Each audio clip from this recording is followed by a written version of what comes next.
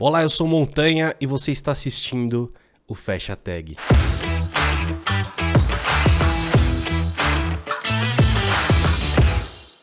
E o nosso convidado de hoje é Alexandre Magu. E aí, cara, tudo bem? Como é que você Tudo tá? ótimo, Montanha. Primeiro, obrigado pelo convite. Bom dia, boa tarde, boa noite ou boa madrugada para quem está ouvindo a gente, né? Não sei lá. Você que está no futuro aí, porque a gente está gravando agora e quando isso for pro ar já passou, né? Mas, cara, uma honra. É muito engraçado o quanto rede social é um negócio maluco, porque você vai lá, posta simplesmente uma coisa que faz sentido para você naquele momento, é uma coisa que você gostaria de compartilhar e isso conecta as pessoas, né? A gente está aqui conversando hoje porque você viu um tweet meu e vai ser um prazer a gente bater esse papo aqui agora. Total, cara, é isso aí. Então, eu também agradeço muito obrigado por responder rapidão lá minha mensagem no Twitter e aceitar bater um papo com a gente aqui, cara. Muito legal, muito obrigado mesmo. E, cara, só pra quem não te conhece, por favor, se apresenta aí. Não, legal. Eu sou Alexandre Costa, Alexandre Santos Costa, nome completo, mas Alexandre Costa. O meu apelido é Magu, é um apelido de infância, referente a eu ser uma pessoa com deficiência visual. Tem o desenho do Mister Magoo, um desenho dos anos 60, muito engraçado. Na época eu não entendia, né? Mas hoje, para mim, acaba sendo um ícone muito importante. Eu tenho bastante orgulho desse apelido. Trabalho com desenvolvimento, comecei a programar com 9 anos de idade, trabalhando profissionalmente com desenvolvimento desde os 15.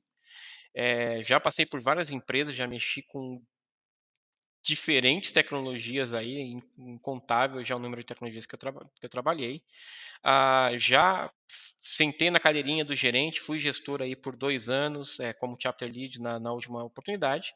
É, Era Microsoft MVP até 2016. Microsoft MVP é um título que a comunidade, que a Microsoft dá para pessoas que são referências técnicas, que são influenciadores e que compartilham voluntariamente o seu conhecimento, mas eu deixei de ser Microsoft MVP simplesmente porque agora no dia 3 de maio eu comecei como funcionário da Microsoft Brasil. Então, não tem jeito melhor, eu acho, que né, perder um título do que ganhar um outro tão bom quanto. Então, realização de um sonho, hoje eu trabalho na Microsoft.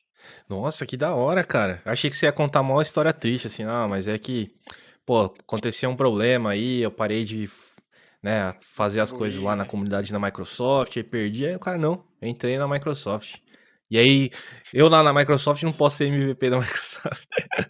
Que da hora, cara, que da Exato. hora. Parabéns aí pelo trampo. Isso é uma coisa que você... como é que você conseguiu, cara, esse trampo na Microsoft? É uma coisa que você sempre quis? Você foi Cara, atrás? Alguém que você conhece lá dentro te ajudou? E aí você viu que alguém trabalhava lá, conhecia e alguém, pô, trilhou esse caminho e você se inspirou nessa pessoa? Como é que foi isso? Cara, é muito louco isso, assim. Quando eu recebi a carta de oferta e eu fui, né, depois que eu aceitei a oferta e mandei uma mensagem para minha família, eu estava pensando,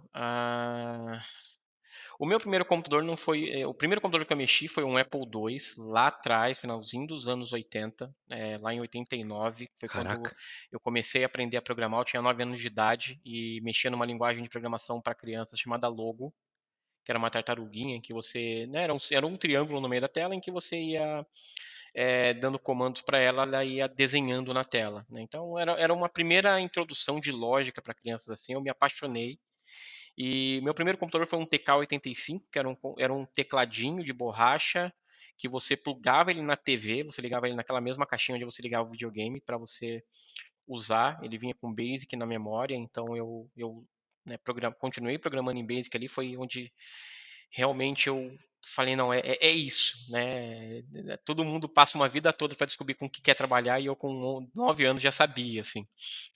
E quando eu tive Que o da meu hora. primeiro PC, fazia curso, né, de informática, né? Era o DOS, o WordStar e Lotus 123, né? O pessoal hoje mexe com Word e Excel e fala, caramba, que negócio legal. Imagina naquela época que realmente era tudo no MS-DOS mesmo, telona preta tal. E quando eu consegui, né, uma primeira cópia do Windows, e digitei lá o Win, apareceu aquela interface gráfica, eu falei, meu Deus, o que está acontecendo aqui com essa máquina, né? Foi um mundo que se abriu naquela época e eu pensava comigo mesmo, cara, trabalhar ali lá, né, Microsoft Windows 3.1, eu falava, cara, trabalhar com os caras que fazem um negócio nesse nível aqui deve ser muito louco, né? E beleza, era aquele sonho distante, né? Ah, meu sonho é trabalhar na Ubisoft, meu sonho é trabalhar, sei lá, a pessoa gosta de fazer vídeos e fala, não, um dia eu gostaria de ser diretor de uma novela na Globo, ou coisa do gênero. É aquele sonho que você tinha, mas você falava, cara, é tão longe que não vai rolar. Bom, fui trilhando minha carreira, fui trabalhando em várias empresas, trabalhei bastante com consultoria, já dei meus saltos sozinhos, trabalhei um tempo, consegui, eu e um grande amigo, a gente trabalhou para a ONU, a gente fez projetos de gestão de conhecimento para um dos escritórios da ONU na América Latina. Depois voltei e trabalhei num grande banco, não vou falar qual é, mas ele é feito para você. Trabalhei 9 anos lá.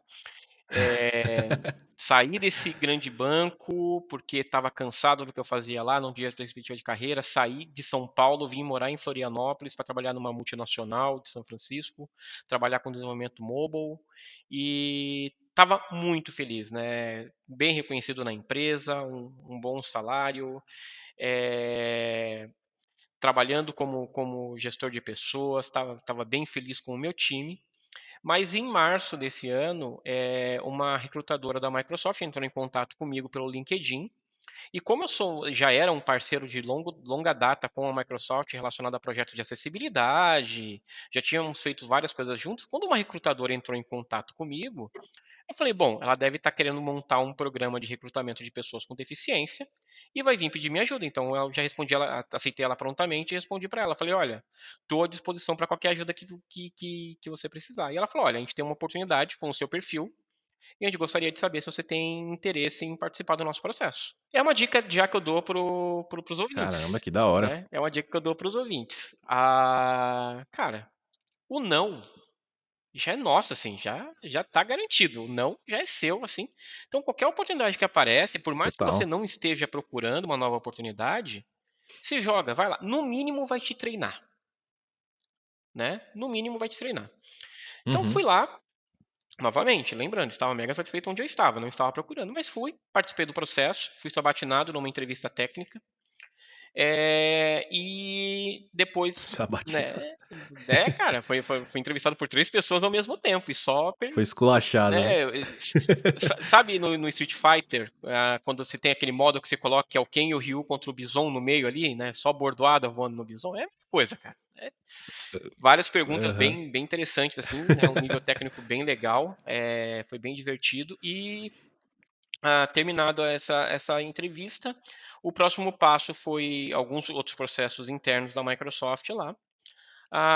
E demorou um pouco para responder. E eu já tinha até desencanado, já estava de boa, né? Seguindo minha vida. Falei, não deu certo, não vai ser dessa vez. Beleza. E aí, no dia 15 de abril, eu recebi a oferta. A recrutadora entrou em contato comigo e falou: olha, você passou no nosso processo, estou te mandando a carta de oferta agora, né? Você assina e manda de volta pra gente. E foi bem difícil, porque eu não queria sair da empresa onde eu estava. Eu Que legal, gostava cara. muito de onde eu estava, mas era uma oportunidade única que estava ali na minha frente e eu tinha que abraçar. Então eu fui lá, assinei a offer, no dia seguinte comuniquei a empresa que eu estava saindo e participei. Só por senso de curiosidade, já avisando, o meu papel hoje na Oi. Microsoft é Customer Engineer. É, é um, é, nó- Tá. Empresas que têm contrato de suporte com a Microsoft, eles podem querer ter pessoas em campo lá atuando. Então, a minha especialidade é desenvolvimento de aplicações, então eu vou atuar dentro dos clientes, ajudando os times de desenvolvimento a explorarem o melhor do potencial de cada ferramenta que a Microsoft oferece. Então, trabalhar ajudando eles a detectar e corrigir problemas em aplicações .NET, em migrações de aplicativos para nuvem, em melhores práticas, também dar alguns treinamentos, esse tipo de coisa. Nossa, que legal, cara. Que legal, muito bom. E essa contratação que você conseguiu, ela é da como que funciona? Tipo, a Microsoft tem uma tem uma empresa, um headquarters aqui no Brasil? Foi uma Uhum. contratação do Brasil ou foi uma contratação fora do Brasil? Não, é uma contratação do Brasil. Sim, a Microsoft no Brasil, ela tem, né, aqui um escritório em São Paulo, um escritório bem grande, em São Paulo. Inclusive, eles criaram, infelizmente, para o azar, o escritório, se eu não me engano, ficou pronto no ano passado, ou no finalzinho do ano retrasado, o escritório novo. E aí a Microsoft Brasil ela acaba sendo uma empresa mais de serviço. Então, além de vender os produtos e serviços da Microsoft, então vender, né, licenças de software e também vender nuvem, tem também as áreas de suporte aos clientes, desde suporte ao desenvolvimento, suporte de infra, e outras coisas. Mas ao mesmo tempo, apesar de trabalhar, né, mais numa área mais de suporte aqui no Brasil, a gente tem total acesso aos times que desenvolvem os produtos. Então, hoje mesmo, por exemplo, eu estava trocando uma ideia pelo Teams com uma pessoa que é responsável pela acessibilidade do Visual Studio. Estava conversando com um amigo Maneiro. meu hoje, que é ele trabalha em um dos times do Office 365, né? Desculpa, agora chama Microsoft 365. Então,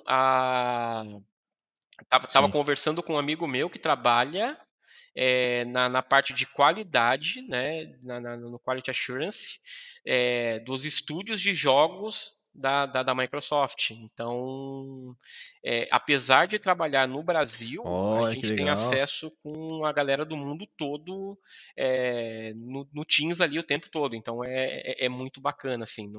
Não é porque está no Brasil que você não tem os mesmos benefícios, os mesmos acessos que uma pessoa que está, por exemplo, em Redmond, que é onde é o Red Carter mesmo da Microsoft, né? Pô, legal, cara. E você comentou do Visual Studio, como é que é pra você usar as ferramentas no dia a dia, assim, cara? Uhum, Porque o Visual Studio eu já ouvi falar que ele é bem popular e é bastante, como que eu posso dizer uma qualidade? Ele é muito bom pra uhum, com questões de acessibilidade. É o Visual Studio Code que você usa no dia a dia e quais outras ferramentas você usa, assim, uhum. para Eu o seu uso trabalho? dois. Eu acho que, aham. Eu acho que para os ouvintes aqui entenderem um pouquinho melhor, a gente dá um passo atrás, que foi uma das coisas que eu coloquei na thread que você me conheceu. Uhum. A pessoa com deficiência visual, ela acaba usando no computador e também no smartphone um software que chama leitor de telas, né? No Legal. Windows eu uso um leitor de telas chamado NVDA, que é um software open source escrito em Python. No iPhone, que é o meu telefone hoje, ele tem o VoiceOver, que ele é nativo da Apple. E no Android a gente tem nativamente o Talkback, que é desenvolvido pelo Google. A função de um leitor de telas é converter qualquer informação textual na tela para uma voz sintetizada. Então eu interajo com o computador ouvindo o que está escrito no computador. E aí por isso que eu friso muito informação textual, porque uma imagem, um vídeo, não é uma informação textual. Então o leitor de telas não consegue falar, tem uma pessoa aqui num vídeo na câmera. Não. Eu sei que tem um vídeo na tela, e aí eu consigo interagir com esse vídeo procurando um botão play, um botão pause. Ou, por exemplo, numa imagem, eu às vezes rodo um OCR, né, um reconhecimento ótico de caracteres para entender se naquela imagem tem textos. Bom, então eu ouço o que está na tela o Da tempo hora. todo. Tanto o Visual Studio quanto o Visual Studio Code, eles sim são muito acessíveis. A Microsoft ela leva esse pilar da acessibilidade muito a sério, principalmente por um trabalho puxado pelo hoje CEO, né, o Satya Nadella. Ele sempre na carreira dele ele teve né, um caso pessoal e isso fez uma transformação nele realmente de ele abraçar essa causa e desde que ele se tornou CEO na Microsoft ele fez uma transformação muito grande na empresa como um todo. Mas então o meu dia a dia é abrir o Visual Studio, então os menus, as barras de ferramentas, isso tudo o leitor de telas lê tranquilamente. E o leitor leio o código, então eu Uhum. foco no editor de código e eu vou lendo o código fonte que está lá, ou vou escrevendo o código. Então uma diferença muito grande da pessoa com deficiência visual para quem enxerga é que quando você abre um código, você bate um olho e você vê um bloco inteiro. Então, você está fazendo uma página HTML, você foi lá, abriu uma section, e você fechou uma section e tem um conteúdo ali dentro. Tá, você bate o olho no editor, você está vendo onde abriu a section, onde fechou a Uhum. section, consegue pegar o mouse e selecionar.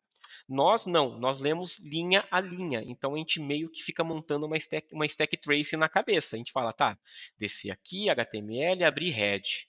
Tá, veio aqui um meta, um title, fechou title, veio aqui os link para o link ref, link rel, link rel, link rel, fechou head, tá, beleza, head tá fechado, abre buddy, tá, então agora eu sei que eu tô aberto eu tenho um HTML aberto e tenho um body aberto. Ah, abri aqui um H1, fechou o H1, abri uma div, fechei a div. Então, quando eu pego um código HTML que não está semanticamente correto e começa a jogar div para tudo quanto é lado, começa a jogar muita tag nada a ver para as coisas, também dificulta. Então, a acessibilidade ela não está só no produto que eu uso, mas a forma de escrever código também pode tornar Total. esse trabalho mais fácil ou mais difícil para uma pessoa que tem deficiência visual. É, eu sei um pouco disso também. Eu trabalhei num projeto bem forte de acessibilidade numa empresa anterior. Mas quando você fala assim que o Visual Studio Code ele é uma ferramenta que leva as questões de acessibilidade a sério ali, né? É uma Uhum. ferramenta boa para isso. Como que é isso? Tipo assim, a própria ferramenta ela é escrita de um jeito melhor e tem recursos? Ou, por exemplo, ela tem que seguir certos padrões, como a gente faz na web, por exemplo, que os Uhum. leitores de tela vão interagir melhor com a ferramenta?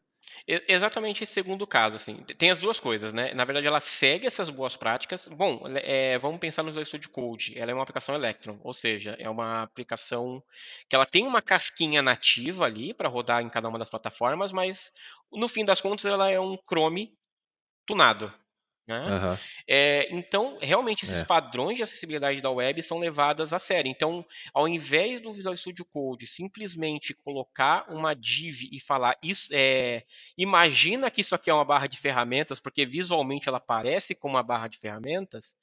A barra de ferramentas é uma div que ela tem lá uma role toolbar e aí o leitor de telas ele fala, olha, identifiquei um elemento aqui que tem uma marcação de que é uma toolbar. Então eu vou agir com isso daqui como se ele fosse uma toolbar. Ah, embaixo do editor eu vou colocar aqui alguns componentes para simular uma status bar. Não, foi marcado que é uma status bar. Então, essas boas práticas de desenvolvimento web, elas foram aplicadas, né, dentro do Visual Studio Code, para que a ferramenta assistiva que eu uso, que é o leitor de telas, funcione bem. Mas não só para mim que sou cego e uso uma ferramenta assistiva. Por exemplo, uma pessoa com deficiência de mobilidade que use um joystick ou qualquer outro tipo de dispositivo para mexer o cursor de forma mais fácil, também se aproveita disso, porque se ele dá um comando para ir para o próximo elemento e ele fala que é uma barra de ferramentas e ele der o comando para ir para o próximo elemento, ele vai saber que o próximo elemento, por exemplo, é um próximo botão dentro da barra de ferramentas e não vai pular para um lugar aleatório na tela. Então, quando a gente fala de acessibilidade, é um conceito um pouquinho É, mais amplo do que só pensar, por exemplo, no meu caso, na pessoa com deficiência visual. É pensar literalmente em todos os tipos de pessoas. E total. isso, assim, quando o projeto é pensado assim desde o início, é muito fácil de implementar, porque os padrões já estão definidos, já existe muita documentação a respeito e você já consegue testar e colher feedback, tudo mais. O problema é que normalmente isso é uma requisição que ela vem lá no final. E aí, ai, é sentar e É, chorar e olhar e falar, cara, eu vou ter que apagar esse bloco de código inteiro, porque do jeito que tá, não dá. E é por isso que a gente tem tanto problema se eu não me engano, aquele site Web para Todos, ele fez uma pesquisa na internet brasileira, só na internet brasileira, com mais de 5 milhões de sites. Foi um número muito grande, não vou lembrar agora de cabeça, sou muito ruim de lembrar desse número de mas eu lembro que era um número muito absurdo de sites e menos de 5% estavam adequadamente acessíveis. Então é um trabalho. É, cara. que não é feito, que é esquecido, que é deixado de lado. E a gente só. Eu sofro como consumidor, eu sofro como aluno, eu sofro como. Né, porque faz diferença. É total, cara. E você falou uma coisa que é muito real, assim, e eu passei por isso na pele no sentido de ter que desenvolver também, mas na última empresa que eu trabalhei, uma anterior à que eu tô hoje, a gente precisou começar a mexer com acessibilidade lá, e eu fui uma das pessoas que liderou esse projeto, né, na parte de front-end. Cara, é muito isso daí. Tipo assim, foi literalmente um top-down, que é uma coisa que não começou desde o começo, e chegou lá na frente, começou a dar problema jurídico, e aí foi top-down mesmo, assim, tipo, ó, a gente tem que fazer isso. E, e foi bem legal pra mim, cara, porque isso é um tópico que, pelo menos eu vejo, talvez seja na minha bolha também, mas eu vejo que poucas pessoas dão real importância, assim, né, pra você. E para você criar produtos mais acessíveis. E é o que você falou, tipo, isso daí ajuda você a entender melhor a semântica web, a construir melhor widgets e aplicações que fazem mais sentido, sabe? Não é simplesmente tipo assim, ah, não, Uhum. eu vou fazer esse passo a mais e vai ser uma coisa a mais que eu tô fazendo. Não, é simplesmente você, sei lá, vamos pegar elementos nativos aqui. Ah, você tem um formulário, tem um select, pô, usa o select, ou você constrói um select que o browser vai entender que é um select, sabe? Que o computador vai entender que é um Sim, select. E não ele só ter exato. um visual bonito, agradável de um select e por trás ali fazer É, qualquer outro tipo de coisa, sabe? Você vai imputar um dado e submeter isso, pô, que seja dentro de um form, é, você tá. Você tem títulos, subtítulos, parágrafos. E é legal porque, assim, conforme eu fui aprendendo sobre isso, eu vi que né, a pessoa que usa o leitor de tela, ela é muito hardcore user, né? Muito hard user do teclado, assim. Então, pô, vários sim. atalhos, várias coisas. Navega muito rápido, né? Talvez a primeira impressão que as pessoas têm é que você vai ficar apertando tab ali ou navegar com algum outro atalho de navegação e vai ficar literalmente linha por linha em todos os sites, assim. Geralmente, pelo menos as algumas pessoas que falaram comigo sobre isso, é que existe tipo uma varredura, assim, ah, vou ver todos os headings da página primeiro, o que que tem, Uhum. vou acessar direto o menu. Tem uma prática muito conhecida que é você fazer um skip to content, né, bem no começo da Exato. sua aplicação, Uhum. para você pular direto pro conteúdo, ou você ter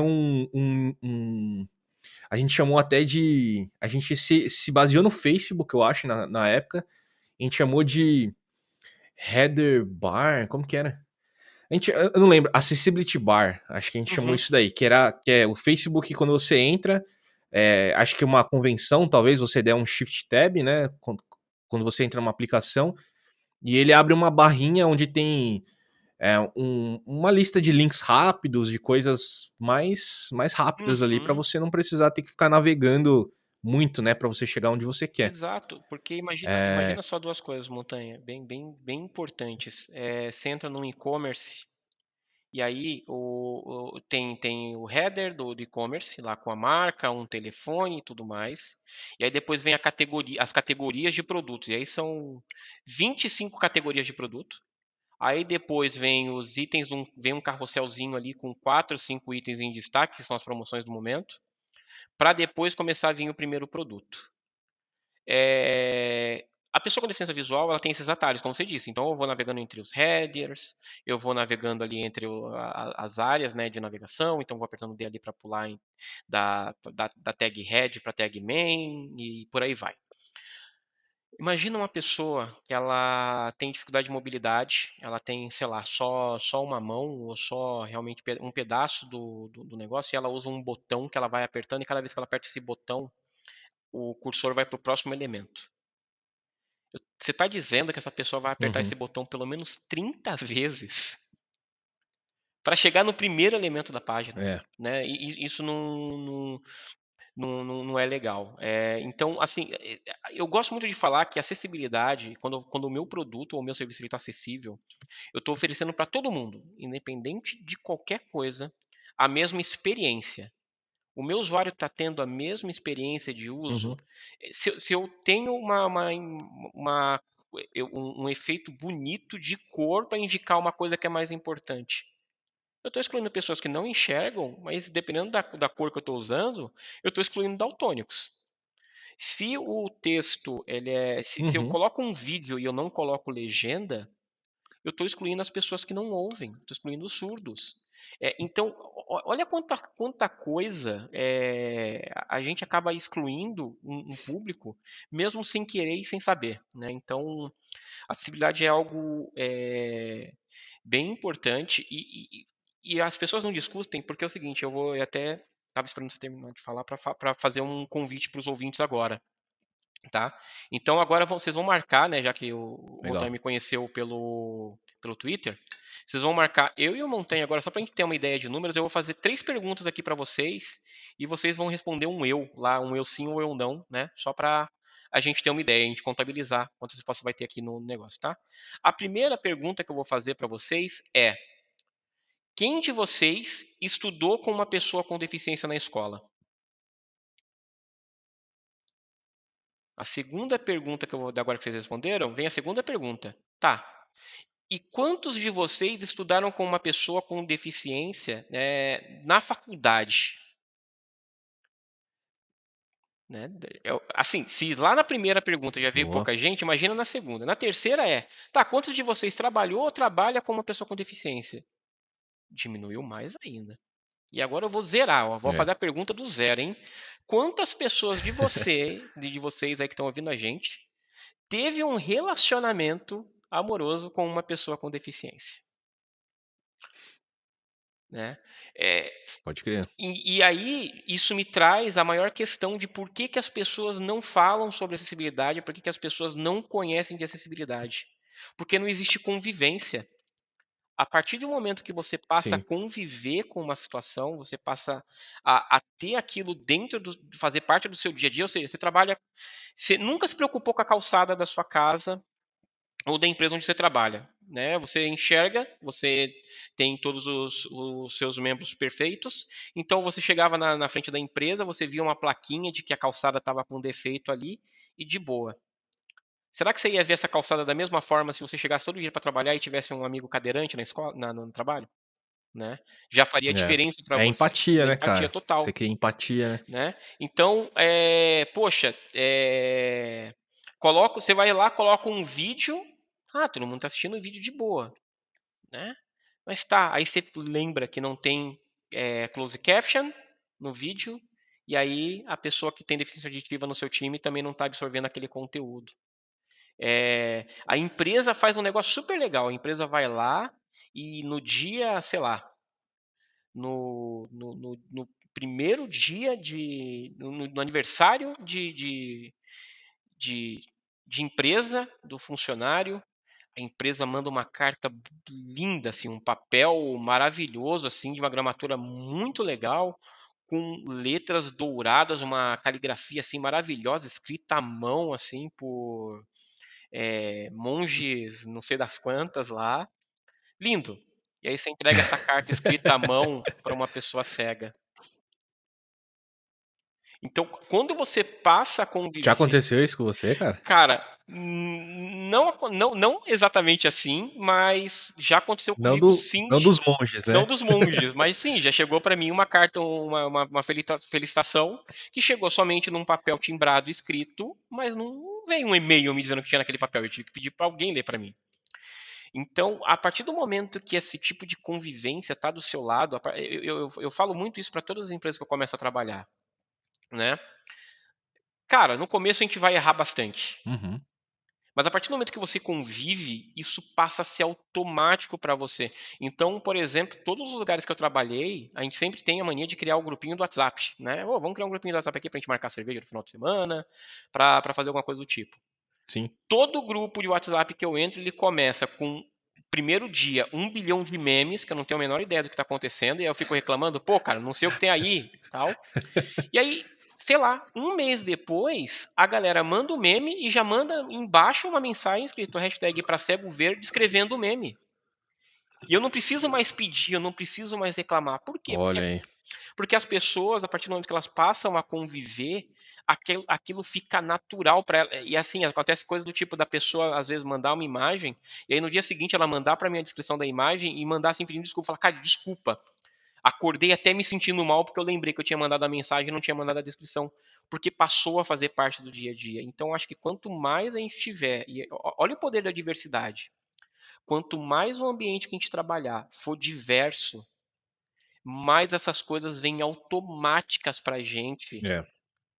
É. E a gente deixa de cometer essas coisas. Então, quanto mais a gente interagir com pessoas diferentes da gente, essas diferenças passam a ser também nosso critério, né? O nosso where, ele começa a ser maior. Pô, muito legal, cara. E pô, muito verdade isso que você falou. E você comentou, e eu achei legal, cara, porque assim, a percepção que eu tenho, pelo menos, toda vez que a gente fala sobre acessibilidade, é, automaticamente as pessoas pensam, pelo menos eu pensava, em deficiência visual, né? E eu acho legal que você, cara, você sempre tá falando todas as respostas que você deu, né? Todas as nossas falas aqui, você colocou, ó, mas e o cadeirante, não sei o quê, e acessibilidade não é só um leitor de tela, não é só é, não é só não enxergar, né? Tem várias outras questões, assim. E isso é muito maneiro, cara, porque duas coisas bem legais que você falou, cara, do tipo, que é uma coisa que eu tento explicar isso nas empresas também, depois que eu peguei esse projeto de acessibilidade, eu criei empatia, né, sobre isso também. Que é o que você falou. Começa a passar, a fazer parte do seu do seu círculo social ali, das coisas que você tá fazendo, de como você pensa, né? E muitas empresas, muitas pessoas acham que é só colocar umas tags lá, sabe assim? Só colocar umas tags no HTML, tá tudo certo. E, pô, é sempre difícil mostrar que é um processo desde o começo, assim, que é uma coisa que é construída desde o começo. Ela é pensada desde o começo. A acessibilidade não é um step que você passa por ele e fala, opa, tá acessível agora, né? Tanto que é muito difícil você mensurar, assim, falar assim, não, isso está acessível, isso não está agora, né? É complicado, não existe pelo menos é o que eu penso, assim, não Uhum. existe um início, meio e fim, tipo, do projeto de acessibilidade. Ele é infinito, ele é Ele é constante. enquanto surgir features e mudanças, vai surgir questões de acessibilidade em cima daquilo. E eu tava trabalhando num projetinho e teve um report de acessibilidade nesse projetinho e tal. E bastante coisa do report foi detectado via ferramentas mesmo, que hoje tem algumas ferramentas legais que fazem isso. E teve coisas que foi muito de leitor de tela, que é o mais óbvio, vamos dizer assim, é o mais comum, é o mais próximo que a gente consegue entender mais. Mas teve coisas assim que eu nem imaginava, do tipo, numa parte da nossa aplicação tem uma paginação. Uhum. E essa paginação não tinha lá a quantidade de páginas, mas ela não mostrava quantos resultados. Não tinha informação de qual a quantidade total de resultados. E isso causa ansiedade, não sei o que e tal. Tem um monte de coisas que isso causa para uma pessoa, sabe? Uhum. É, enfim, coisas de aumentar a leitura. Às vezes a pessoa só precisa que as coisas aumentem um pouco, diminuam um pouco. Tem a questão de cor, que também é bastante. É um pouco mais comum do que as outras questões, a questão de cor. Então, pô, isso é muito legal, cara, que você comentou.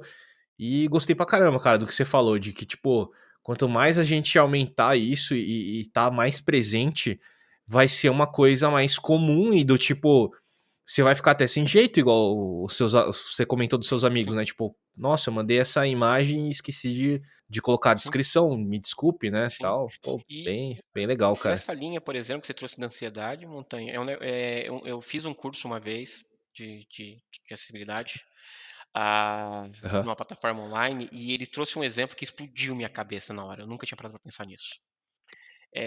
A gente sempre, a nossa persona, ela é sempre uma pessoa Por mais que eu pense na pessoa com deficiência, ela é sempre uma pessoa que ela está calma, sentada em frente ao computador da forma mais confortável possível, com todas as suas faculdades mentais operando em 100% e legal. É a pessoa perfeita. Assim, o usuário está lá pronto para usar meu app e fazer meu app brilhar na mão dele. Tá bom. Uhum. Tenta entrar num site de hospital e achar o telefone. Se você tiver calmo, você acha, né? Algum parente seu, alguma pessoa, ela tá passando mal. Você precisa do telefone do hospital. Você está nervoso. Você entra. Você não acha, porque a informação ela não está óbvia. Então, a É, acessibilidade total. também tem muito a ver com a arquitetura da informação, né? Também a acessibilidade tem a ver, novamente, como eu disse, é trazer a mesma experiência, a experiência do usuário. E aí você falou uma coisa Experiência do que usuário, total. é muito importante, é que a acessibilidade não é mais uma feature da sua aplicação. Acessibilidade é um requisito básico da mesma forma que você fala de segurança, da mesma forma que você fala de performance. Não basta falar, olha, minhas requisições elas levam 100 milissegundos, mas só um tipo de usuário consegue usar minha aplicação. É ruim do mesmo jeito. É. Então, da mesma forma que eu me preocupo com todas as outras coisas, não, eu tenho as melhores práticas aqui de DevOps, né? Ó, infraestrutura como código, infraestrutura imutável, mas o meu software tem problemas de acessibilidade. Eu estou pendente de alguma forma, não dá para dar 10 para essa aplicação, né? Ela está devendo alguma coisa ali. Conforme a gente vai convivendo mais com isso, a gente vai interagindo mais com isso, começa a incomodar demais, assim. E lembrando, né? Você falou de uma coisa também, outra coisa muito importante.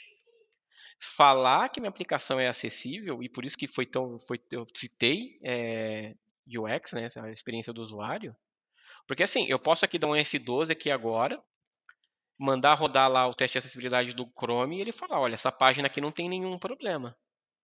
E por sorte não tem. A gente está usando uma ferramenta aqui para gravar que não tive problema nenhum de acessá-la. Mas eu já entrei em sites em que o código até Aham. estava bem escrito, mas era impossível de se usar, porque o validador ele vai validar o HTML, ele não vai validar o JavaScript. Então, às vezes, semanticamente o HTML está bonito, coloquei as tagzinhas lá, elas fazem sentido, só que eu coloquei tanto JavaScript na página, sei lá, me lembra blogs comecinho dos anos 2000 ali, que você entrava num blog, ele tocava música MP3 de fundo, você numa conexão de modem, 54K, 56K, e tinha um MP3 baixando de fundo, que deixava lento, o mouse virava uma borboleta que saía soltando purpurina, o fundo era um GIF animado fazendo um paralaxe. Cara, sabe, era um horror, assim, e era legal. E assim, será que sua aplicação realmente precisa de tanto JavaScript rolando no começo e fazendo umas piruetas? Ou será que seria melhor você entregar para esse usuário conforme você for entendendo o comportamento dele e o quanto ele usa essa sua aplicação? Tá, beleza, um usuário mais avançado, tá, não, então eu vou dar recursos mais avançados para ele, mas enquanto eu não identifiquei, porque, novamente, olha só, até agora a gente falou muito de pessoas com deficiência, né, cadeirantes, surdos, mas e a quantidade Aham. de pessoas da terceira idade que estão usando tecnologia hoje? E a quantidade de pessoas com É, baixa total. letragem que estão tendo, sabe? Para mim foi, cara, eu sofri com cada brasileiro que não tinha grande escolaridade, mas precisou usar o Caixa Tem para ter acesso ao saque emergencial. Sabe? Foi uma falta de empatia com a Aham. pessoa de baixa letragem ali, com a pessoa que não tinha tanto conhecimento de tecnologia. Apesar que para mim é um case de sucesso, né? Eu nunca me senti tão. Eu usei, na verdade, para sacar o FGTS, mas eu nunca me senti tão num aplicativo de banco como naquele que tinha até fila. Assim, foi realmente trazer, Da hora, cara. Pô, trazer, né, a experiência do banco para o aplicativo. e você falou isso das pessoas de terceira idade.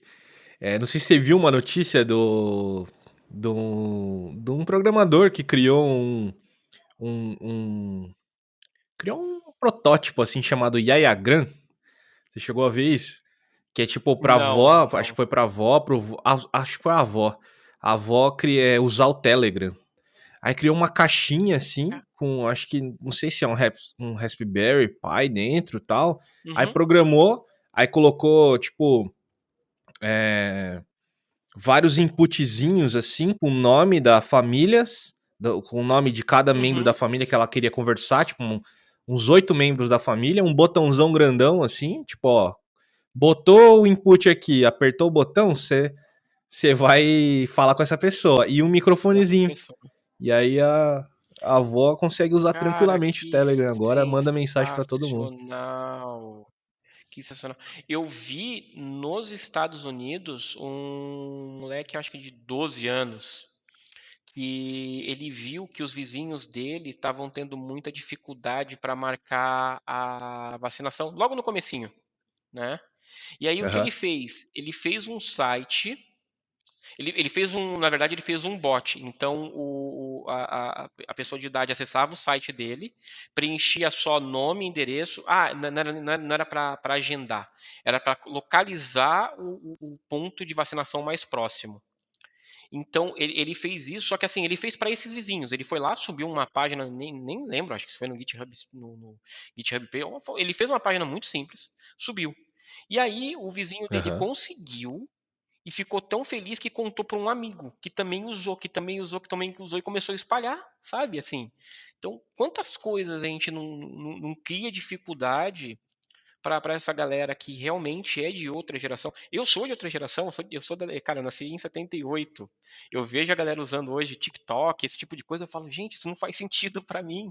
Então eu fico imaginando realmente, assim, eu tô com 42 anos, né? Eu fico imaginando essa galera de 60, 70, 80 anos se deparando com todo esse mundaréu de informação, esse monte de coisa que a gente está jogando para eles e como é, né? O que a gente poderia estar fazendo de diferente para a gente incluir essa galera também, né, nesse movimento tão legal de troca de informação? Pô, depois eu vou procurar esse Ayagram aí, cara. Achei sensacional a ideia, cara. Achei muito legal. É porque você não conhece os vovós do TikTok, cara, mas tem um perfil bombando lá. Eu também tô velho pra TikTok, cara, também não consigo, não.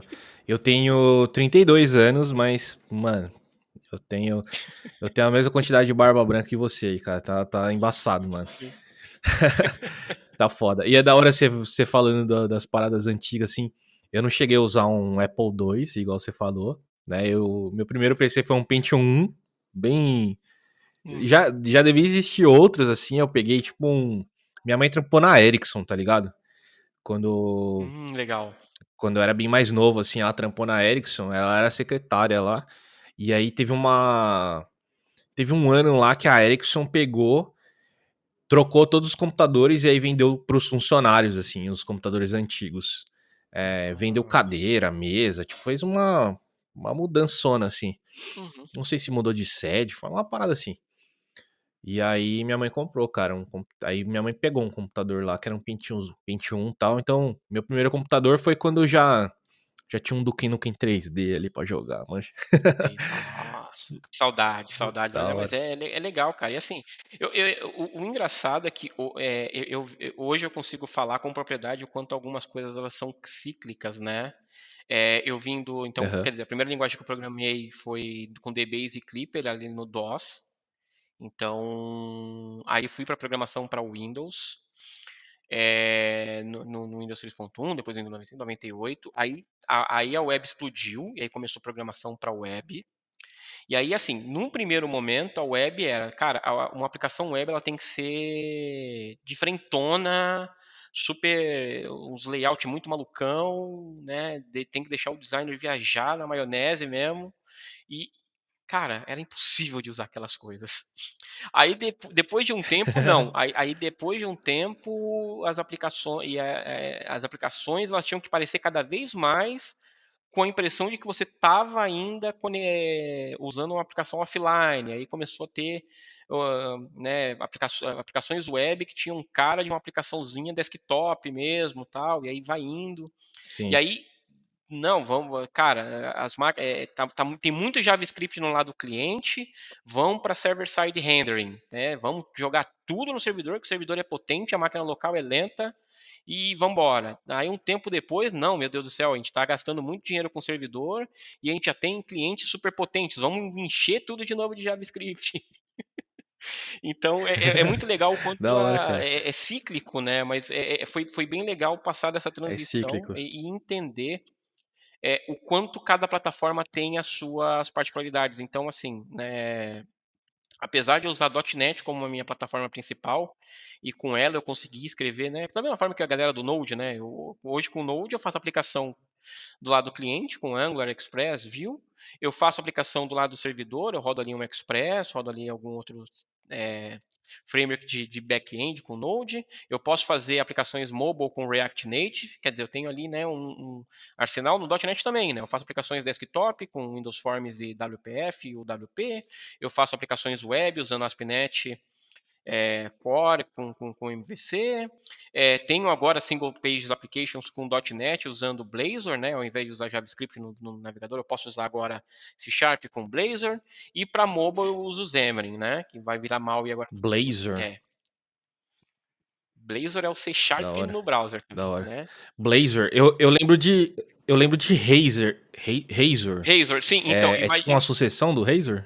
imagina que na verdade os dois existem hoje. Então, Razor é quando eu quero renderizar no lado servidor e Blazor eu estou renderizando no lado cliente. Só que ao invés de eu mandar código JavaScript, rodar código JavaScript, eu programo em C Sharp mesmo. Mas no mesmo modelo do Razor, mesmo modelo, né?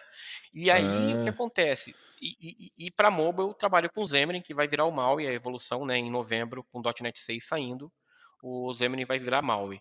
Só que cada uma das suas plataformas tem a sua particularidade. Quando eu estou falando de aplicações web, eu tenho né, muitas vezes um servidor rodando ali por trás e eu consigo escalar. Então, se eu não estou me preocupando muito com o consumo de memória e CPU numa aplicação web, eu vou lá no Azure, né, vendendo peixe da empresa, ou na própria AWS ou na Google Cloud, aperto um botãozinho, subo 50 instâncias do servidor e a aplicação está no ar ainda, né, se eu fizer uma má programação. No mobile, né, quando eu estou desenvolvendo para um dispositivo sim. móvel, eu não chego para o meu cliente e falar, não, mas o seu iPhone 7 é lento, né? Ou sobe mais duas instâncias, coloca dois iPhones um do lado do outro para rodar Exatamente. mais rápido. Então, as preocupações elas mudam e eu vejo que a galera, ela, né, indo nessa linha mais técnica, eu acho que a galera às vezes não se depara com isso, fala assim, ah, não, nossa, tô aqui mandando ver aqui em aplicações para web, acho que eu vou me aventurar aqui em também falar pro chefe que eu também vou fazer o aplicativo em React Native para ele aqui. E, cara, num primeiro momento é muito decepcionante, porque você vê que é diferente, é a mesma linguagem, mas é um ambiente, é um mundo completamente novo, onde vai te exigir aprender um monte de coisa nova. E apesar de, assim, a galera normalmente vê isso Total. como um desafio, como uma coisa ruim, e eu adoro, assim, toda vez que surge um negócio novo, eu falo, cara, nossa, que legal, tem novidade aqui para brincar, tem um negócio novo.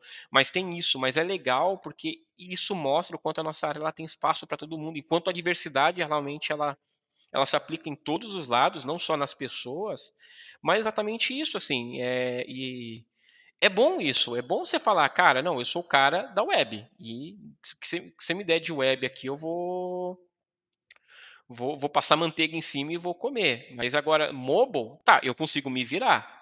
Mas eu recomendo para você, para mobile, você chamar o fulaninho, que o fulaninho é o especialista em mobile. Ah, mas aí você me ajuda a colocar o servidor Total. no ar? Cara, te ajudo. Eu vou lá e eu consigo configurar isso aqui na nuvem para você. Mas tem a fulaninha que é referência em performance em tuning de servidor. Eu acho que você deveria colocar ela no projeto também. E aí a gente começa a montar esses times que eles são multidisciplinares, ou seja, todo mundo consegue mexer um pouquinho de tudo, mas ao mesmo tempo a gente tem essas pessoas que a gente fala, não, agora na hora de resolver isso daqui, para mim essa é a pessoa que é ideal nesse projeto. Então é muito bacana isso e hoje, né, tendo passado por isso, né, com essa barba branca aqui, é legal de conseguir olhar para as coisas e ver isso claramente, assim, é muito louco. Às vezes eu vejo as situações acontecendo e eu falo, cara, eu sou privilegiado, eu tô sentado aqui na Matrix aqui, eu tô vendo o código do bagulho acontecendo e, né, consigo prever até o que vai acontecer, né? Então é bem legal isso. Indo nessa linha que você falou, tipo, você falou. Eu invejo um pouco isso, cara. Eu sou programador, eu sou desenvolvedor front-end. Eu não gosto nem de falar programador, que eu Sim. nem Não, sou deve tão mesmo. truzeira do código assim. Eu, eu sou bem interface mesmo. E eu sou formado em design e tal. Então, eu sempre fui o CSS, da fofurização do CSS. E e você falou que, pô, mexe lá no back-end, mexe no mobile, no front, sobe a aplicação, consegue se virar em todas as partes, mas o que que você mais curte? Se fosse chamar o especialista que você falou: "Ó, aqui, e para o Magu, onde que é a especialidade do Magu? Onde você sente mais tesão em trampar ali?" Cara, eu me apaixonei por desenvolvimento mobile. Eu gosto pra caramba de trabalhar com Xamarin. Eu acho que abre umas oportunidades bem interessantes, porque eu acho que junta duas coisas que eu sempre gostei muito, né? Eu sempre fui aquela criança curiosa que desmontava o radinho de pilha da avó e não conseguia montar de novo, né? Pode crer. Dava desespero, né?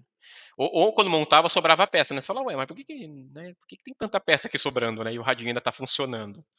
Mas eu acho que o mobile ele abriu pra gente que não, por exemplo, né, a deficiência visual nunca me permitiu, mas uma das coisas que eu tinha muita vontade de trabalhar era com eletrônica, era montar uns robozão aí gigante pra sair na mão aí com o Godzilla e tal. Mas eu sempre gostei muito dessa parte de eletrônica mesmo, de montar o seu próprio bagulho. Tanto é que aqui em casa é tudo automatizado, cara. Minhas lâmpadas são automatizadas em tudo quanto é cômodo. Comprei aquele aparelhinho para automatizar Da hora. ar-condicionado.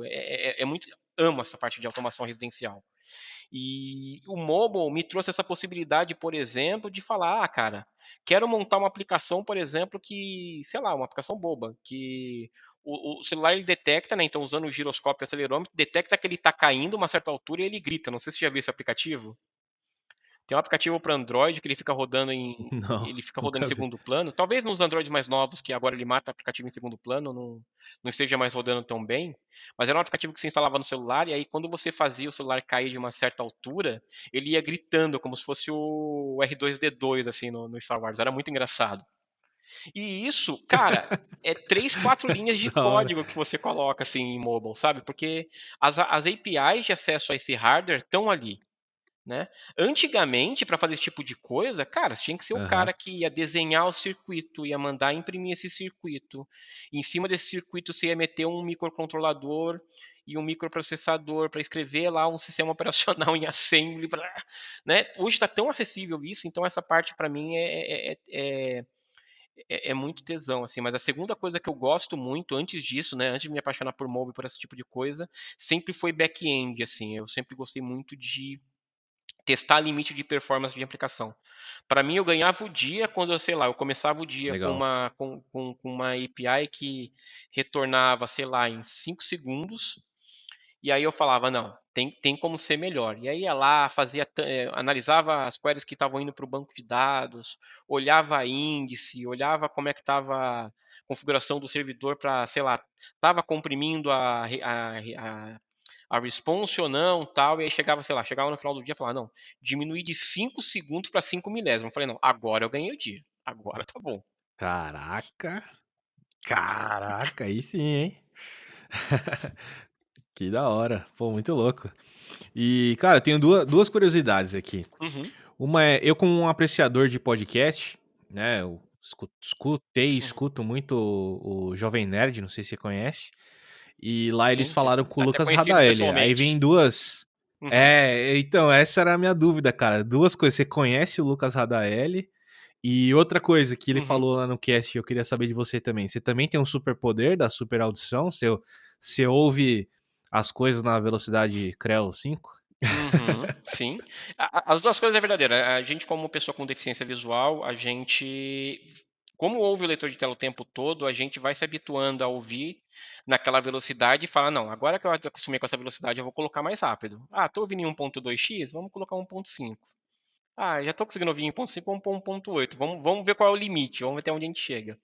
Então, sim, e eu conheço o Lucas, inclusive eu conheci o Lucas no ano que eu conheci ele pessoalmente um ano antes de ele entrar na Google, e no ano que ele entrou na Então, você não pode Google, gostar mais dele, cara. é, Ele tá na concorrente. nada, cara, é tudo parça, tudo parça, né?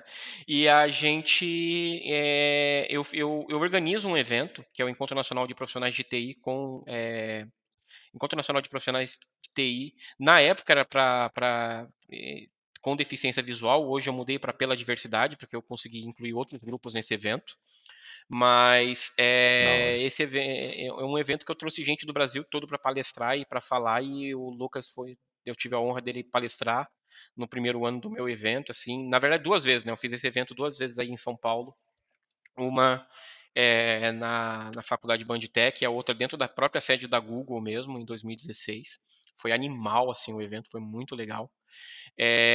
Mas eu conheço o Lucas e eu também tive a oportunidade de conhecer o Jovem Nerd e o Azaghal. Bati um papo com ele de quase uma hora, assim, num evento que eu fui.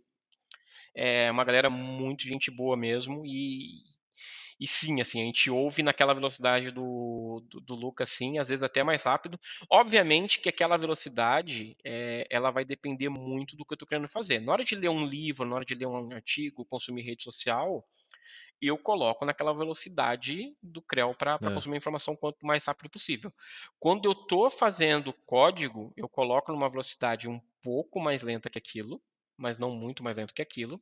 Agora, quando eu estou fazendo depuração, aí eu falo, não, agora é hora de sentar e concentrar. Aí eu coloco um pouco mais devagar para garantir que não tem nenhum ponto faltando, não tem nenhuma ponto e vírgula faltando. Muitas vezes quando eu estou, é muito engraçado isso, né? Que a pessoa fala assim, nossa, mal vejo a hora de começar a trabalhar como desenvolvedor para escrever código o dia inteiro. Não, é 80-20. Você passa 80% do tempo lendo código e 20% criando código novo. Você lê muito mais código do que você sim. escreve.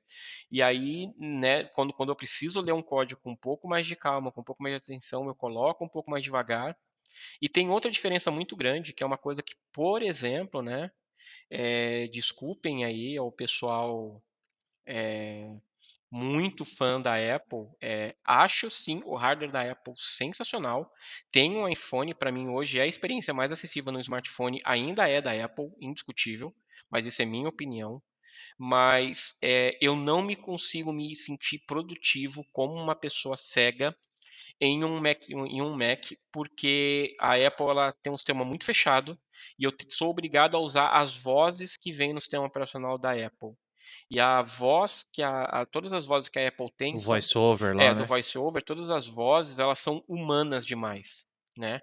E assim, para você ouvir um livro é uma delícia. Quando eu quero ouvir um livro, coloco a vozinha ali da Luciana e ouço tranquilinho o livro, é bem legal, né? Quando eu quero uma voz masculina, coloco o Felipe, e aí ótimo, dá para ouvir tranquilo. Mas para trabalhar o dia inteiro, a gente está sofrendo, né, durante a pandemia, com essa estafa de ficar muito tempo em reunião. Porque a gente está em reunião o dia todo, remoto, ou muitas vezes, né, a galera se conecta, sei lá, no Discord, fica o dia inteiro trabalhando e ouvindo a galera no Discord, e chega no final do dia você está muito cansado. Então, imagina que o leitor. Você faz uma hora de reunião, você já sai cansado. Imagina num leitor de tela uma voz humana falando na sua É. cabeça o dia todo. Cara, chega no final do dia, você não quer ouvir mais nada. Eu entendo um pouco, você bem pouco, né? Tô longe aqui de ter meu lugar de fala, mas nesses projetos que eu trabalhei, era o leitor de tela ligado direto e, cara, é complicado mesmo, velho. Complicadíssimo. Principalmente que eu não tô habituado, né? Então, Uhum. nossa, ficava o leitor de tela e às vezes eu clicava em lugar errado e começava a rodar outra coisa, aí já não era uma voz, só eram três vozes, alguém cutucando e falando ao mesmo tempo. Nossa, você fica maluco mesmo, cara. Então, assim, eu não consigo me sentir produtivo assim no voice over o dia todo. Assim, faço, adoro usar, Saquei. tenho Mac em casa, mas para programar eu me sinto absurdamente muito mais produtivo no Windows. Cara, isso faz um puta sentido, assim, do jeito que você falou. Eu não senti nenhuma resistência do tipo, ah, não, deve ser frescura dele. Faz muito sentido. E isso não é não existe um feedback pra Apple disso? Não existe uma discussão disso pra eles? Cara, Não é possível assim, que não tenha, cara. a gente já tentou, cara, a gente reporta constantemente bugs de acessibilidade para Apple. Assim, eu imagino, eu faço, eu também sou empático, às vezes até demais, mas enfim, na minha cabeça, o time que cuida dessas coisas não é um time muito grande. Normalmente não é, né? Um Entendi. time muito grande. E por não ser um time muito grande, muitas vezes eles olham e falam: não, a gente sabe.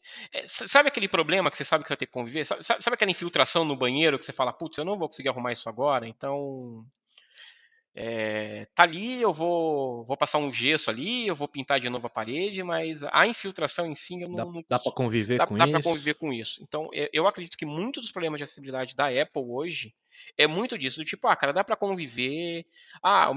No fim das contas, eles vão, assim, na cabeça deles meu público não é o desenvolvedor hardcore, meu público é a pessoa advogada que vai fazer ali, bater o seu contratinho, é o tradutor ou o revisor de texto que vai escrever o textinho, é o produtor musical que já vai estar ouvindo o som o dia todo mesmo. Eu não sei se realmente a Apple está muito preocupada com. É meio forte o que eu vou falar, mas é a sensação que eu tenho, tá? De que eu não sei se a Apple está muito Aham, preocupada com realmente o hard user de tecnologia. Porque a Apple é uma empresa de tecnologia para quem não gosta de tecnologia. Se você quer uma coisa sim. super fácil, fechada na caixinha, cara, você pode entrar no ecossistema da Apple que você vai estar muito bem servido, porque tudo vai ser automático para você. Você compra o fone de ouvido, você Total. coloca do lado do iPhone e o fone de ouvido é reconhecido. Você ligou o Mac, o fone de ouvido muda para o Mac. Aí você vai para a Apple TV. É, é um ecossistema, assim, é caro, é de elite, mas, cara, é muito fechadinho, é muito confortável estar lá dentro. Só que a partir do momento que você fala, não, mas aí agora eu quero customizar minhas coisas, eu quero colocar a voz que eu quero. Não, esquece, não é o ambiente para você. Foge. Pô, e você tava comentando dos eventos. Eu ia bastante em eventos, assim, mais no passado, né? Agora nem tem mais, muitos agora, né? E uma pessoa que falava muito de acessibilidade faz bastante tempo é o Reinaldo Ferraz, cara. Você conhece essa pessoa? Você já trocou ideia com ela? Conheço o Reinaldo, sim. Já encontrei com ele algumas vezes. Já encontrei com ele em alguns TDCs. Já encontrei com ele num evento que nós dois tivemos a honra de palestrar. E o cara é a referência da W3C, né, cara? O cara realmente É, é um orgulho que eu tenho de ter uma pessoa como, né, um brasileiro dentro da W3C. Assim, a gente está muito bem representado. E é um cara que ele é muito consciente, ele traz as coisas com uma ponderação muito importante. Eu gosto muito de ler o que ele escreve, eu gosto muito de assistir o material dele, porque ele realmente é. A gente tem que ser sincero, né? Documentação tem que ser agradável. E, infelizmente, eu acho que algumas documentações da internet, algumas RFCs e algumas documentações da W3C, por serem normas, elas não são feitas para serem digeridas. Elas estão lá para documentar como é que é o negócio. E aí, quando você pega um Reinaldo, que ele pega aquela informação super maçante de uma documentação extensa e transforma aquilo em um exemplo prático, num slide, numa aplicação, ou dando um exemplo, você sai da palestra meio com raiva de você não ter feito aquilo antes. Fala, cara, mas era simples assim, sim. por que, que eu não fiz, né? Então é muito legal. Eu gosto muito assim cara, o Reinaldo, a Thalita Pagani, né? Ela tem palestras maravilhosas. Thalita Pagani. Acho que foi um dos primeiros front em Sampa que ela palestrou, que ela foi e colocou uma página web na tela. E aí tinha um monte de link, era um texto, e aí tava durante o texto estava assim, então para fazer tal coisa, clique aqui. E aí, para você fazer a outra coisa, Uhum. clique aqui. E para fazer não sei o que, clique aqui. Aí ela falou, tudo ok com Esse essa é o página, né? clássico. Sim, aí Tô ligado. tudo ok com essa página, né? Esse é o Aí a clássico. galera, tá tudo ok. Ela foi lá, trocou o CSS da página e que o texto era branco. Então ficou um monte de clique aqui voando no site. Falou, e agora? Não, e eu me senti incluso agora, hein, cara. Que você fala um bagulho, eu falei, nossa, esse aí eu conheço, já é um clássico. Porque também tem o lance de você navegar pelos elementos tabbable ou pelos links da Sim. página também. Você só vai ouvir, clica aqui, clica aqui, clica aqui, né? Você não vai ter o contexto do que clica aqui pra quê, Uhum. né? Então isso é bem Exato. comum. E isso é muito comum, cara, né? É muito foda falar isso, mas isso é muito comum de acontecer, né? Nos Uhum. textos. Sim. E isso eu tento, cara, isso eu tento puxar bastante na minha empresa, de o link ele fazer parte do contexto inteiro ali, tipo, Sim, sei lá, não vou dar um o- exemplo agora eu para não gosto passar muito de vergonha, falar. mas Aham. Eu gosto muito de falar que assim, cada elemento ele tem que fazer sentido sozinho. Se ele não está fazendo sentido uhum, sozinho, cara, não, então tá, então eu preciso dar mais contexto aqui, né? Existem algumas convenções, eu acho que, por exemplo, às vezes também eu vejo o pessoal pecar pelo excesso. É, se você está num site e tem um botão entrar, é óbvio que é para você se autenticar nesse site, né? Você vai entrar o quê? Vai entrar na tela, né? É uma porta que vai abrir ali? Não, você Aham. vai se logar no site. Então, já é uma convenção. O sair, o logout, né, o login, tem palavras que já fazem parte do cotidiano. Na verdade, até, olha só, né? Uma pessoa cega trazendo uma referência visual. Mas todo mundo clica no botão do disquete para salvar e, sei lá, eu acho que boa parte, inclusive, do público que está ouvindo a gente agora nunca viu um disquete na vida. Então É, tem algumas pode convenções crer. que já se tornaram um padrão, já viraram referência, já é um arquétipo mesmo, né, de algumas coisas. Então, cara, o botão de login vai chamar entrar e pronto. E as pessoas tentam mudar o texto, mas tem outras coisas que elas precisam de um contexto, né? É, o próprio clique aqui para o saber mais, né? Saiba mais. Saiba mais o quê? Né? Você vai Saiba ficar me levando para a mais. Wikipedia para eu saber mais? Né? Não sei o que está acontecendo. Da hora, cara. Pô, pra gente fechar aqui e ir pra um outro assunto, que você faz fora programar, cara? Que você tem de hobby, assim?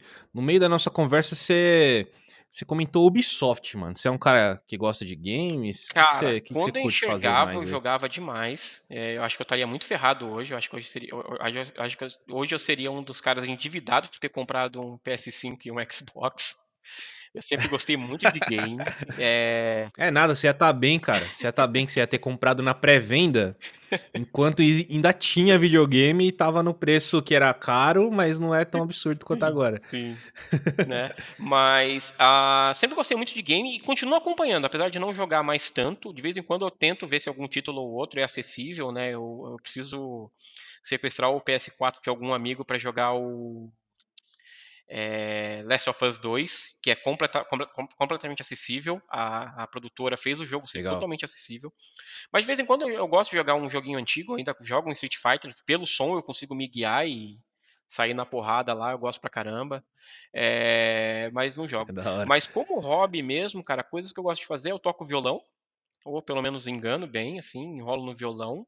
Da E hora. faz um tempinho que eu não faço mais isso, mas durante muito tempo o meu hobby era discotecar, assim, eu sou DJ também. Então, tenho aqui uma Olha aí. controladora aqui em casa, então já levei para a empresa a gente já fez algumas festinhas na empresa já, em que eu levei equipamento e discotequei, já toquei em festa de amigo já, em casamento de amigo, tal, então é uma coisa que eu gosto assim, Da então hora. é o que eu faço pro hobby. Fora isso, né, Você manda um DJ Mister Magu. Tô brincando. né? Cara, eu nunca parei para montar uma vinheta mesmo, mas aí ia ser alguma coisa nesse nível. E gosto de assistir uma sériezinha. Né, as principais plataformas hoje elas são bem acessíveis. Netflix, Amazon Prime e a Disney Plus agora, né? Daqui a um gente está gastando mais dinheiro com streaming do que com TV a cabo, mas enfim. Tem muita coisa legal e tem muita É, produção total. com audiodescrição. Isso é fantástico. Então, para quem não conhece esse recurso, qualquer produção nacional hoje da Netflix, Netflix paga nós, qualquer produção nacional hoje da Netflix, se você for lá nas opções de áudio, você vai ver que tem português e português audiodescrição. A audiodescrição é uma trilha adicional de áudio que ela não interfere com o som principal da obra, né, do filme ou da série. Só que um ator ele vai descrevendo as cenas. Então, sei lá, numa cena em que vamos pegar lá, Demolidor, né? Numa cena em que o Demolidor entrou num galpão. Então ele vai falar, galpão abandonado, totalmente escuro. É, vê-se bandidos movimentando-se nas sombras. Aí, opa, então o Demolidor chegou no lugar certo aí, hein? Vai começar a rolar porrada. E aí ele começa, Da hora. Demolidor começa a lutar com um bandido que porta um bastão. Legal, então agora eu sei que. Então é bem legal, uma trilha adicional de áudio, ela não interfere assim, essa trilha, é um trabalho bem que tem que ser muito profissional, porque, por exemplo, a audiodescrição ela não pode sobrepor um diálogo, senão eu não vou entender o que as pessoas estão falando. E, ao mesmo tempo, ela tem que entregar uma informação que seja útil para eu entender o que está acontecendo na cena, mas que também não seja chato de ficar explicando. Ah, quadro com flores e não sei o que ao fundo. Tá, e alguém vai pegar esse quadro e dar na cabeça de alguém ou não? O quadro tá só enfeitando a cena mesmo, né? Ô, Magu, cara, é isso aí. Já passamos aqui de 1h10 conversando. Cara, muito legal. Muito obrigado novamente aí por ter aceitado conversar comigo. Eu queria ficar muito mais tempo aqui, trocando uma ideia com você. Gostei pra caramba, mano. Gostei pra caramba mesmo. Muito legal. Muito legal o nosso papo aqui.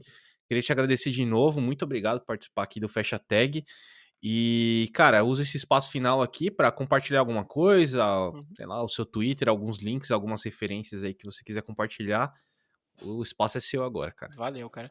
Não, compartilhar só, assim, qualquer rede social que vocês quiserem me adicionar, eu sou bem promíscuo em rede social, pode adicionar que eu vou lá e aceito, então, tanto LinkedIn, Facebook não tenho usado, Insta eu criei a conta só para usar, né, porque é um lugar onde a galera só posta foto, não me ajuda muito, então, Sim. a rede que eu acabo mais usando mesmo é o Twitter, é onde eu sou realmente muito ativo. Então me adiciona lá no Twitter. Qualquer rede é @magulation, MAG, dois Os, né, do Magu, LATION. Isso é uma longa história, a gente conta talvez numa próxima oportunidade. Mas me segue lá, Valeu. vai ser um prazer bater um papo com vocês. Montanha, eu que agradeço, assim, é sempre muito gostoso compartilhar informação sobre acessibilidade, sobre inclusão, contar um pouquinho da minha história, conscientizar as pessoas. Eu acho que, novamente, como eu te disse, o maior problema hoje da inclusão e da acessibilidade é a falta de convivência. Então, tendo essa oportunidade de conversar contigo, com esse seu público aqui, essa informação vai chegar a muito mais gente. Eu tenho certeza que depois que você publicar, vai ter uma galera comentando sobre isso, mais gente tendo informação, mais sites que a gente vai ter acessíveis, vai ser mais gente com deficiência e pessoas diversas sendo incluídas no mercado de trabalho, e essa é a bandeira que eu levanto, então tamo junto. Nossa, cara, muito bom. Muito bom. Cara, brigadão de novo. Obrigado você que tá escutando ou assistindo aqui o Fecha Tag. Valeu, até o próximo episódio. Até mais. Até mais.